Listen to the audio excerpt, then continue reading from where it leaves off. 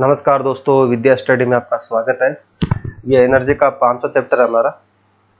अभी तक जो लास्ट लेक्चर में हमने देखा था कि परंपरागत एनर्जी सोर्स क्या हो सकते हैं। उसमें हमने पवन ऊर्जा देखा था, ईंधन जो बायोमास देखा था, उसके बाद चारकोल कैसे बनाते हैं, ठीक है, बायोगैस कैसे बनाते हैं, तो इस तरह के हमने देखा था। और थर्मल पावर प्लांट क्या होता है और हाइड्रो इलेक्ट्रिक पावर प्लांट क्या होता है, जैसे कोयले से कैसे बनाते हैं हम और जल से कैसे बनाते हैं। तो ये लेक्चर हमारा रहने वाला है, ये एनर्जी का पार्ट 5 है। अभी तक हमने 4 लेक्चर अपलोड कर चुके हैं यहाँ पर, तो बहुत इंपॉर्टेंट लेक्चर होने वाला है और लास्ट तक देखना, जरूर देखना, पूरा देखना, ठीक है बच्चों। तो चलो अब देखो, जैसे जैसे टेक्नोलॉजी बढ़ रही है, तकनीकी बढ़ रही है, तो हमको एनर्जी की जरूरत भी पड़ रही है। और जो कुछ एनर्जी ऐसी है जो रिन्यूएबल है और कुछ नॉन रिन्यूएबल है, लेकिन हमको दोनों पर ही निर्भर रहना पड़ेगा, क्योंकि हमारी एनर्जी ऊर्जा की आवश्यकता केवल रिन्यूएबल या केवल नॉन रिन्यूएबल दोनों पूरी, मतलब केवल एक पूरी नहीं कर सकता, हमको दोनों की जरूरत एक साथ पड़ेगी। तो कुछ एनर्जी सोर्स है वो फ्यूचर में खत्म हो जाएंगे, समाप्त हो जाएंगे, और कुछ एनर्जी सोर्स है जो भविष्य में रहेंगे, वो कभी खत्म नहीं होने वाले। अब सौर ऊर्जा है वो कभी खत्म नहीं होने वाली है। नाभिकीय ऊर्जा है, न्यूक्लियर जो भंडार है हमारे पास, स्टोरेज है, वो खत्म हो सकते हैं। कोयला हमारे पास खत्म हो सकता है, लेकिन विंड है, हवा है, वो कभी खत्म नहीं होगी। तो विंड एनर्जी क्या हो गई, एक रिन्यूएबल है, ठीक है। और हमने देखा कि कोयला क्या हो गया, नॉन रिन्यूएबल है ना, इसको नवीनीकृत नहीं है, वापस इसको यूज नहीं ले सकते। इस तरह से हमको देख रहे हैं। तो हम देख रहे हैं कि टेक्नोलॉजी में उन्नति के साथ प्रोग्रेस हो रही है, तो ऊर्जा की मांग दिन प्रतिदिन वृद्धि है, अर्थात ऊर्जा के वैकल्पिक सोर्स की आवश्यकता है, ठीक है। अब हम देखते हैं कि जो जीवाश्म ईंधन है वो एक लिमिट में है, और वर्तमान दर से हम इसको उपयोग करते रहे तो ये शीघ्र समाप्त हो जाएंगे। ऑब्वियसली हमारी जनसंख्या इतनी ज़्यादा है और यूजेज इतना ज़्यादा है, कंजप्शन इतना इतना ज़्यादा है कि ये कभी ना कभी तो खत्म होंगे। तो इस पे निर्भरता कम हो, और दूसरा ये प्रदूषण को, मतलब कि इसको पर्यावरण को भी बहुत ज़्यादा प्रदूषित करते हैं, इसलिए इसकी निर्भरता वैसे भी कम करनी पड़ेगी। तो हम देखते हैं क्या क्या ऑप्शन हो सकते हैं। तो पहला ऑप्शन हमारे पास है सौर ऊर्जा, सोलर एनर्जी। सोलर एनर्जी बहुत अच्छा, मतलब अपने पास विकल्प है ये, और सबसे ज्यादा जो रिसर्च है और सबसे ज्यादा काम हो रहा है अभी, वो हो रहा है सोलर एनर्जी पे। सूर्य का एक प्रमुख सोर्स है, सूर्य से प्राप्त ऊर्जा को सौर ऊर्जा कहते हैं, सबको पता है। यहाँ पर ध्यान रखना है कि ये सोलर जो कांस्टेंट है, सौर स्थिरांक क्या है, ध्यान रखना 1.4 kilo joule upon second metre square. या आप ये बोल सकते हो कि एक जो मीटर स्क्वायर में, एक वर्ग मीटर में अगर मतलब इतना एनर्जी इमिट हो, 1 किलो, है ना।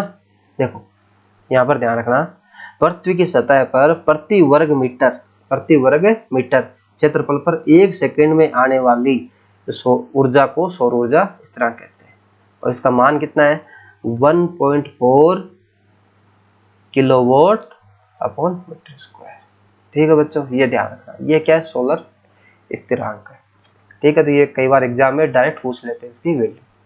अब हमको क्या ध्यान रखना है कि कौन कौन से अपन यूज लेते हैं सोलर में, युक्तियां, मतलब वो अपन कौन कौन से डिवाइस अपन यूज लेते हैं। सबसे पहला है सौर कुकर और सौर जल तापक। इसका मतलब है कि ये गर्म करने के लिए, पानी गर्म करने के लिए, खाना पकाने के लिए, ठीक है। सौर ऊर्जा को उष्मा के रूप में एकत्रित करके उसका उपयोग करते हैं, ठीक है। तो खाना बनाने के लिए भी ले सकते हैं अपन, हीटर के लिए भी ले सकते हैं। हम देखा होगा कि सर्दियों में पानी जो गर्म करने के लिए ये अब लेते हैं सौर, है ना, सौर जल तापक। दूसरा है सोलर सेल। सोलर सेल क्या है, सोलर सेल करता है सौर ऊर्जा को विद्युत ऊर्जा में रूपांतरित। सोलर सेल क्या करता है, सौर ऊर्जा को इलेक्ट्रिसिटी में करता है, ठीक है। तो ध्यान रखना है। नेक्स्ट देखते हैं जो तापक युक्तियां है, सौर तापक युक्तियां, जिससे अपन पानी गर्म करते हैं या खाना पकाते हैं। तो उसमें क्या होता है, एक ब्लैक पृष्ठ लगा होता है, एक फिल्म लगी होती है ब्लैक, क्योंकि अधिक अवशोषित करती है। और ध्यान रखना बस इतना सा इसमें, ठीक है। और सूर्य किरणें फोकस करने के लिए दर्पण तथा कांच की शीट का उपयोग किया जाता है, जिससे ये पौधा घर प्रभाव उत्पन्न हो जाता है। ये थोड़ा ध्यान रख लेना, ये किसके, ये जो टर्म्स है वो सोलर तापक युक्तियों में या सोलर से रिलेटेड है। बॉक्स रूपी सौर कुकर ये बता रखा है, यहाँ पर इस तरह का ये एक ढांचा दिखा रखा है, बायो बॉक्स होता है, ये बर्तन अपने रख रखा है, ये दर्पण लगा देते हैं इधर, ये ब्लैक फिल्म लगा देते हैं यहाँ पर, ठीक है ना। इस तरह से कांच की प्लेट होती है इधर ऊपर ऊपर लगाई हुई। बस ये ध्यान रखना 2-3 घंटे में 100 से 140 डिग्री सेंटीग्रेड तक ये अंदर टेम्परेचर आ जाता है। तो टेम्परेचर कितना हो जाता है अंदर, 100 डिग्री सेंटीग्रेड से 140 डिग्री सेंटीग्रेड तक 2 से 3 घंटे में, ठीक है। बस इतना सा ध्यान रखना, ज्यादा इसके अंदर हमको रिसर्च नहीं करना है, बस आपको एक बेसिक आइडिया हो जाना चाहिए। अब देखो, अब यहाँ पर रखिए इसके फायदे क्या है। ऑब्वियसली जीवाश्म ईंधन बचेगा, कोयला कम लगेगा, पेट्रोल जो कम लगेगा, पॉल्यूशन नहीं होगा, और खाद्य पदार्थों के जो तत्व नष्ट नहीं होते हैं, पोषक तत्व है, और एक से अधिक खाना एक साथ बनाया जा सकता है, ऑब्वियसली, है ना ये। दूसरा क्या है, रात को यूज नहीं कर सकते, ठीक है। दूसरा, बारिश का समय हो गया, हमको जो सोलर है, सूर्य का प्रकाश हमको निरंतर चाहिए, सीधा पड़े दर्पण पर, वो भी है। और दूसरा, हम कोई फ्राई करने के लिए इतना इतना ज्यादा हम इसको यूज नहीं कर सकते, ठीक है। अब हम बात करते हैं यहाँ पर सोलर सेल की। सोलर सेल ध्यान रखना कि सौर ऊर्जा को सीधा विद्युत ऊर्जा में रूपांतरित करता है, ठीक है। और एक प्रारूपी सौर जो एक है वो 0.5 से 1 वोल्ट का ये एनर्जी देता है। और आप ये बोल सकते हो कि 0.7 वोल्ट इसका इलेक्ट्रिक पावर उत्पन्न कर सकता है। हमने क्या किया, बहुत सारे जो सोलर सेल है उनको हमने एक साथ जोड़ा और उसको हमने सोलर पैनल बोल देते हैं। क्या बोलते हैं, सोलर पैनल। तो इसमें क्या, बहुत सारे सोलर सेल जुड़े होते हैं। अब हम बात कर रहे हैं इसके लाभ और हानियों की। पहला क्या है इसका लाभ, पहला लाभ ये है कि इसमें कोई मूवेबल नहीं है, कोई गतिमान पुर्जा नहीं है कि इधर उधर रखना नहीं है, एक बार इंस्टॉल हो गया, ठीक है, ठीक है। लागत भी कम है, और फिर ये रहता है कि इसको बिना किसी फंक्शन युक्ति के काफी, मतलब कोई बहुत ज्यादा इनको हमको ये नहीं चाहिए कि अलग अलग इसको रोटेट करना है, मतलब फोकस के लिए, ठीक है। और हम कहीं पर भी स्थापित कर सकते हैं इसको, कहीं पर भी इंस्टॉल, गाँव में कर सकते हैं, जो रिमोट एरियाज है जहाँ तक ये पावर ग्रिड नहीं पहुंच पाते हैं, तो वहां तक हम ये। और जो सबसे इम्पोर्टेंट है, जो सबसे पहला लिखना चाहिए, जो लास्ट में लिख रखा है, वो है पर्यावरण हितैषी, सस्टेनेबल डेवलपमेंट का ये बहुत अच्छा एग्जाम्पल है, ठीक है। तो पर्यावरण को सबसे ज्यादा हमको ध्यान यहीं पर रखना, पर्यावरण का। हानियां क्या है, ठीक है, थोड़ा सा महंगा पड़ता है। देखो, इंस्टॉल करना सही है, लेकिन हमको क्या करता है कि जितना हम एक बार तो खर्चा लगेगा इसका, लेकिन बाद में ये ठीक है, लेकिन स्टार्टिंग में इंस्टॉल करना थोड़ा सा महंगा लगेगा। मेंटेनेंस कम है, देखो रख रखाव कम है, लेकिन इसका इंस्टॉलेशन थोड़ा महंगा है, ठीक है। जो सिलिकॉन है, जो यहाँ पर सोलर पैनल में लगता है, तो उसका भी अवेलेबिलिटी बहुत कम है। सिलिकॉन है, जर्मेनियम है, तो यहाँ पर सिलिकॉन सबसे ज्यादा यूज में लिया जाता है। तो सिलिकॉन भी क्या है, बहुत महंगा पड़ता है, और इसकी उपलब्धता भी कम है। और इसमें जैसे अपन इसको संयोजित करते हैं, जो सोलर सेल को हम कंबाइन करते हैं, तो जो सिल्वर जो अपन लगाते हैं, तो वो भी महंगा आता है। अब सोलर सेल के कहाँ का उपयोग हो सकते हैं, तो ध्यान रखना, जो मानव निर्मित जो सैटेलाइट बनाते हैं, उसमें सैटेलाइट में हम और कोई दूसरा हम यहाँ पर इलेक्ट्रिसिटी नहीं दे सकते, सिर्फ सोलर सेल ही हमारे पास बचता है, जो हम यहाँ पर या तो बैटरी या सोलर सेल, लेकिन सोलर सेल सबसे ज्यादा यूज आएगा यहाँ पे। रेडियो हो गया, बेतार संचार यंत्रों, सुदूर जो टीवी रिले के अंदर है, सोलर पैनल का उपयोग होता है। ध्यान रखना, बहुत जो रिमोट एरियाज में सबसे ज्यादा ये होता है। तो क्या ध्यान रखना, रिमोट एरिया जहां पर सरकार भी नहीं पहुंच सकती है, जहाँ पे सरकारी बिजली नहीं पहुंच सकती, आप ये जो बोल सकते हो पावर ग्रिड नहीं पहुंच सकती है, वहां पर जो सोलर पे जो पैनल पहुंच जाते हैं, ठीक है। ट्रैफिक सिग्नल है, कैलकुलेटर है, बहुत सारे खिलौने हैं जहाँ पे सोलर का उपयोग होता है, ठीक है। तो ध्यान रखना आपको। नेक्स्ट यहाँ पर है समुद्र से ऊर्जा। जो ओशियन है, वहां से एक तो ज्वार भाटा हो गया, फिर उसके वेव आती है सोलर इसकी और समुद्र की, या इसके अंदर टेम्परेचर डिफरेंस है। बस ध्यान क्या रखना, बस आपको बस इतना ध्यान रखना है, एक तो ज्वार भाटा है, उससे एनर्जी है। उसके बाद में जो इसकी वेव है, तरंग है, समुद्र के तट के इसके किनारे के निकट जो वेव उत्पन्न होती है, बहुत ज्यादा एनर्जी होती है इसमें, काइनेटिक एनर्जी, उसका हम उपयोग कर सकते हैं।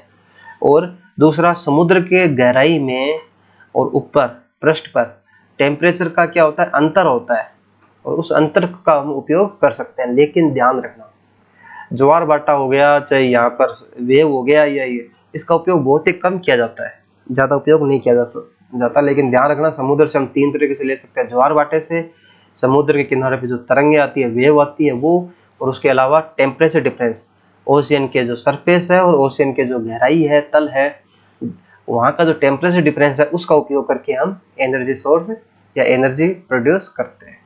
ठीक है ना। अब नेक्स्ट हम देखते हैं यहाँ पर इसकी हानियां क्या है। देखो, सबसे इसी की हानियां देख रहे हैं हम। तो सबसे पहले देखो एक बार ज्वार भाटा का, ज्वार भाटा में बांध वगैरह ज्यादा हम नहीं बना सकते, स्थान भी हमारे पास लिमिट रहता है, जगह हमारे पास इतनी नहीं बढ़ती कि हम डैम बना लें। दूसरा वेव है, देखो तरंग ऊर्जा का व्यवहारिक उपयोग वही संभव है जहाँ तरंगे अत्यंत प्रबल हो, और जहाँ अत्यंत प्रबल है तो वहां पर हम कर सकते हैं, लेकिन ये बहुत ही कम, ना के बराबर होता है।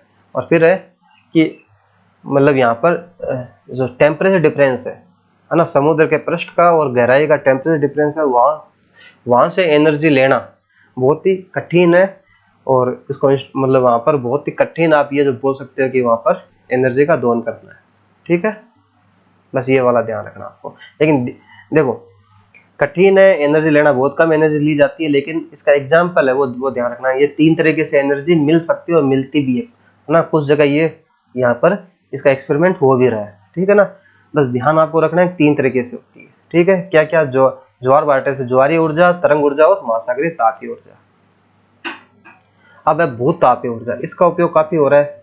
हम देखा होगा कि गैस के भंडार मिले, है ना, बाड़मेर में तेल के भंडार मिले, कई जगह गैस के भंडार मिले, तो ये गैस के भंडार का आपने देखा होगा कि पाइपलाइन लगाई जाती है, पाइपलाइन के द्वारा वो जो गैस है वो उसका हम दोहन करते हैं, कंज्यूम करते हैं। तो होता क्या है, ध्यान रखना कि भूतापीय ऊर्जा मतलब भू का अर्थ है धरती से, तापीय करता है उष्मा।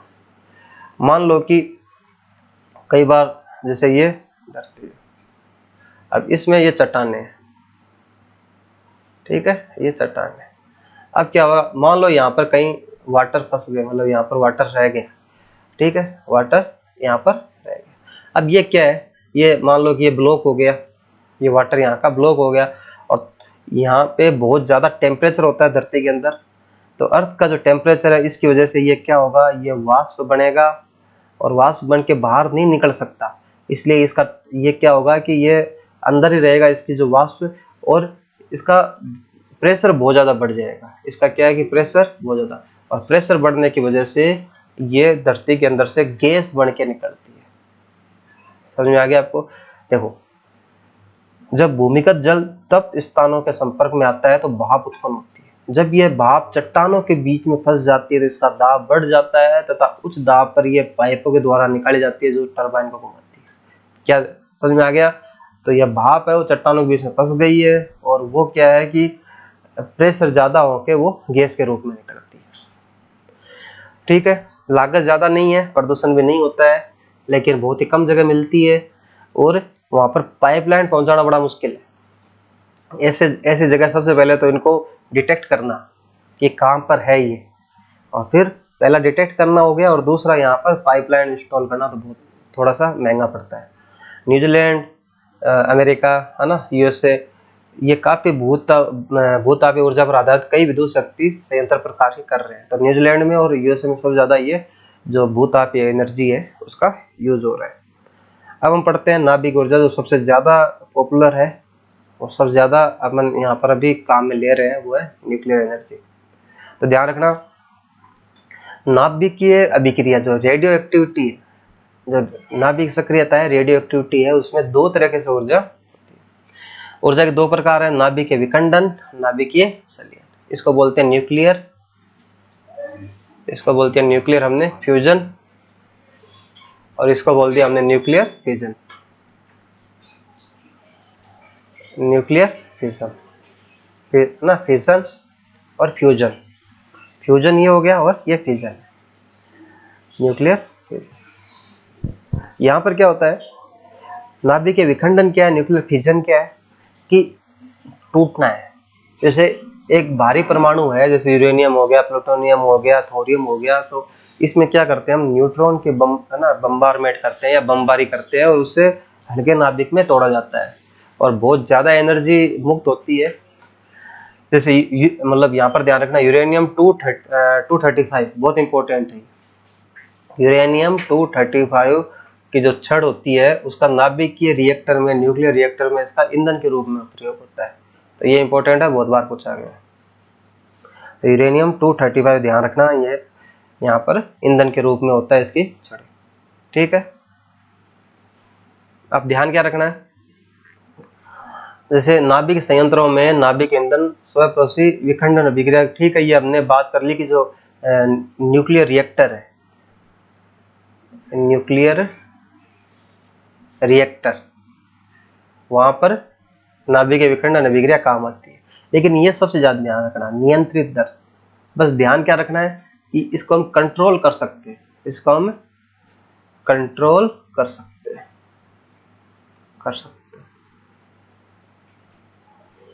ठीक है। चलो अब यहाँ पर ध्यान क्या रखना है कि इसके संयंत्र ध्यान रखना, जो तारापुर में हो गया, राणा प्रताप सागर राजस्थान हो गया, है ना, ये इसका कलपक्कम हो गया, नरोड़ा हो गया उत्तर प्रदेश में, कारा, है ना, ये काकरापार हो गया गुजरात में, और केगा, और कुड्डुकुल्लम अभी जो नया बना है वो केरल में हो गया, कुड्डुकुल्लम का।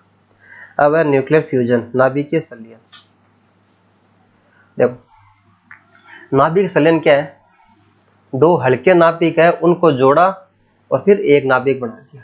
दो को जोड़ के एक बनाना, तो दो नाभिक है वो अगर जुड़ गए और उससे एक नाभिक बना, और एक नाभिक से टूटना और फिर अगर दो नाभिक बने तो उसको बोल दिया विखंडन और इसको बोल दिया संलयन। ठीक है, अब देखो हल्के नाभिक है उनको जोड़ के एक भारी नाभिक बन गया। यहाँ पर जैसे हल्का नाभिक हाइड्रोजन हो गया, भारी नाभिक मान लो हीलियम में बन गया, बहुत ज्यादा एनर्जी निकलती है। ठीक है, और अत्यधिक ताप और दाब की आवश्यकता होती है। सूर्य में तारों की जो ऊर्जा है वो नाभिकीय संलयन है। हाइड्रोजन बल्ब भी नाभिकीय संलयन अभिक्रिया का उदाहरण है। ठीक है, और CO2 ग्रीन हाउस गैस उत्पन्न नहीं होती है। और अब देखो मैं यहाँ पर कुछ बता रहा हूँ, पर आप इसको ध्यान से देखना कि हमारे पास दो अभिक्रिया थी, एक थी हमारे पास नाभिकीय विखंडन, एक थी हमारे पास नाभिकीय संलयन। नाभिकीय संलयन, देखो नाभिकीय विखंडन है, यहाँ पर आप इसको समझना एक बार। नाभिकीय विखंडन है वो सबसे पहले परमाणु भट्टी हो गई, परमाणु भट्टी हो गई, इसमें यूज में होती। ठीक है, दूसरा क्या ध्यान रखना, एनर्जी इसमें कम मिलती है और प्रदूषण इसमें ज्यादा होता है। क्या ध्यान रखोगे, एनर्जी कम, प्रदूषण ज्यादा। नाभिकीय संलयन जैसे सूर्य हो गया, सूर्य की ऊर्जा का नाभिकीय संलयन है, एनर्जी ज्यादा और इसमें प्रदूषण ना के बराबर या कम। तो मेरा यहाँ पर क्वेश्चन ये है कि जब इतना सब कुछ होते हुए भी हम यहाँ पर ये नाभिकीय विखंडन अभिक्रिया में एनर्जी कम है, प्रदूषण ज्यादा है, नाभिकीय संलयन में एनर्जी ज्यादा और प्रदूषण कम है, फिर भी हम सबसे ज्यादा नाभिकीय विखंडन ही यूज में क्यों करते हैं, सबसे ज्यादा हम नाभिकीय विखंडन ही यूज में क्यों लेते हैं? तो ध्यान रखना इसका एक ही रीजन है कि हालांकि नाभिकीय संलयन अभिक्रिया में एनर्जी ज्यादा मिलती है, प्रदूषण कम होता है, लेकिन इसको हम कंट्रोल नहीं कर सकते। तो क्या ध्यान रखोगे यहाँ पर, ये हम कंट्रोल नहीं कर सकते, नाभिकीय संलयन अभिक्रिया को कंट्रोल नहीं कर सकते, कंट्रोल नहीं कर सकते। और नाभिकीय विखंडन अभिक्रिया को हम कंट्रोल कर सकते हैं, बस इतना ध्यान रखना। एक यही रीजन है जिसकी वजह से नाभिकीय विखंडन कंट्रोल कर सकते हैं, और एक यही रीजन है जिसकी वजह से नाभिकीय विखंडन इसको ज्यादा यूज में लिया जाता है। ठीक है बच्चों, चलो ये एक रीजन हो गया। ठीक, अब ये सेफ, देखो प्रदूषण कम होता है इसलिए इसको क्लीन एनर्जी भी कहते हैं। क्या बोलते हैं इसको, क्लीन एनर्जी, या फ्यूचर, इसको भविष्य की ऊर्जा भी कहते हैं।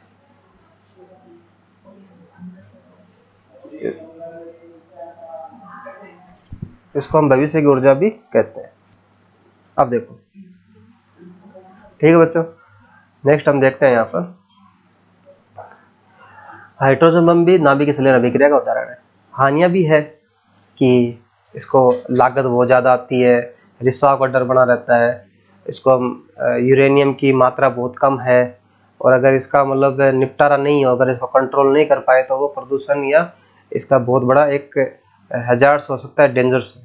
ठीक है, अब यहाँ पर ये बोला है कि एनर्जी है वो ध्यान रखना कि ऐसा बताया कि बुरा प्रभाव नहीं पड़ना चाहिए, हमको ऊर्जा का उपयोग करना भी है लेकिन सस्टेनेबल डेवलपमेंट करना है, इसलिए प्राप्त करना सिंपल हो, सस्ता हो, प्रदूषण मुक्त हो तथा हम एफिशिएंट हो।